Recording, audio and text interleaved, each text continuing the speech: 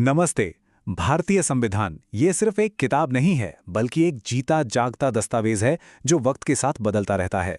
आज हम इसी दस्तावेज के कुछ सबसे अहम हिस्सों को समझने वाले हैं, इसकी अनुसूचियां और कुछ ऐतिहासिक संशोधन, जो किसी भी प्रतियोगी परीक्षा, चाहे वो यूपीएससी हो, एसएससी या स्टेट पीएससी, सबके लिए बहुत जरूरी हैं। तो आज के इस सफर में हम क्या क्या देखने वाले हैं? पहले तो संविधान के बेसिक ढांचे को समझेंगे। फिर 7वीं अनुसूची पर बात करेंगे कि कैसे केंद्र और राज्यों के बीच शक्तियों का बंटवारा होता है। इसके बाद 8वीं अनुसूची के जरिए भारत की भाषाओं की दुनिया में चलेंगे और आखिर में उन बड़े संशोधनों को देखेंगे जिन्होंने भारत की तस्वीर ही बदल दी। तो चलिए शुरू करते हैं। सबसे पहला सवाल, ये अनुसूचियां यानी शेड्यूल्स होती क्या हैं? देखिए, आसान भाषा में ये संविधान के आखिर में दी गई लिस्ट्स हैं जिनमें सरकार के कामकाज की डिटेल्ड जानकारी होती है।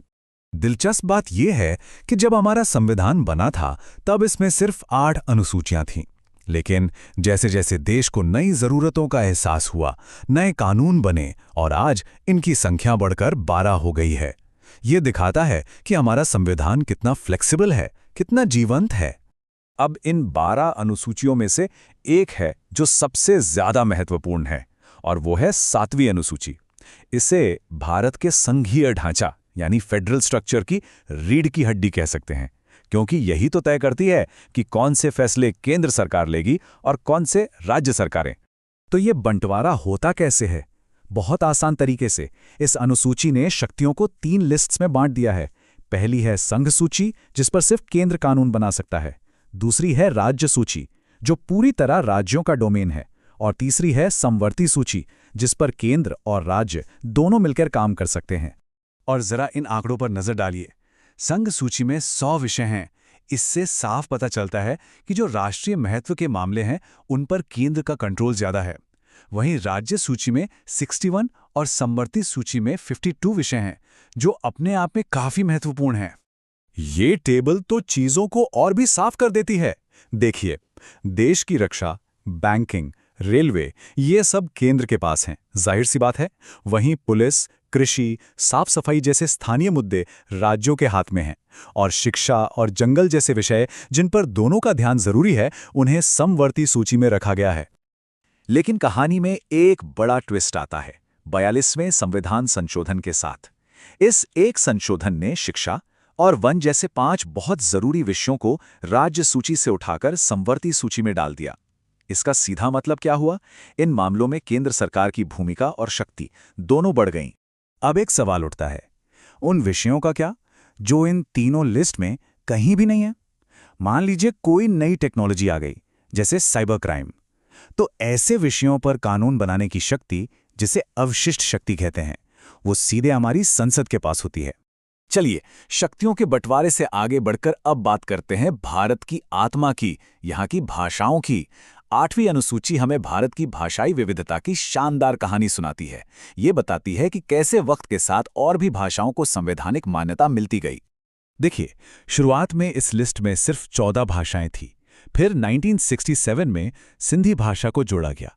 उसके बाद 1992 में कोंकणी, मणिपुरी और नेपाली शामिल हुई। और फिर 2003 में बोडो, डोगरी, मैथिली और संथाली को जगह मिली। और इस तरह ये संख्या पहुंच गई 22 पर। अब यहाँ एक बहुत ज़रूरी बात है, ख़ास तौर पर परीक्षा के लिए, ये जानना कि कौन सी भाषाएं इस लिस्ट में नहीं हैं।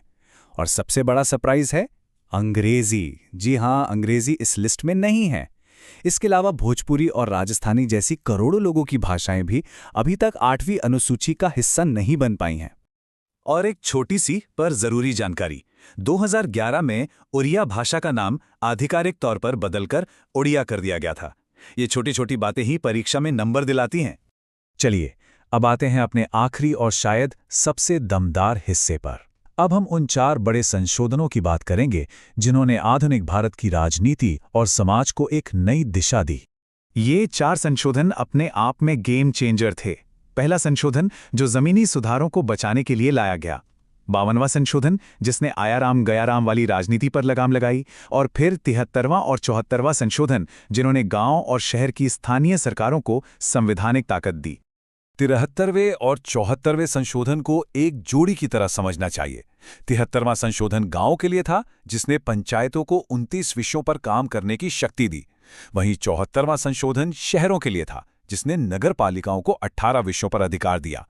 इन्हीं की वजह से जमीनी स्तर पर लोकतंत्र इतना मजबूत हुआ। तो आज की इस पूरी चर्चा का निचोड़ क्या है?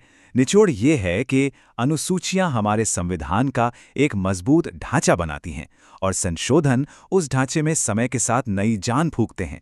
यही स्थिरता और लचीलेपन का संतुलन हमारे संविधान की सबसे बड़ी खूबसूरती है। और ये चर्चा हमें एक बहुत बड़े सवाल के साथ छोड़ जाती है।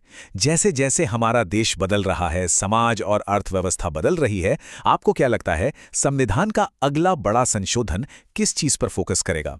क्या शक्तियों के बंटवारे में कोई बदलाव होगा या भाषाओं की सूची में कोई नया नाम जुड़ेगा? ये एक सोचने वाली बात है।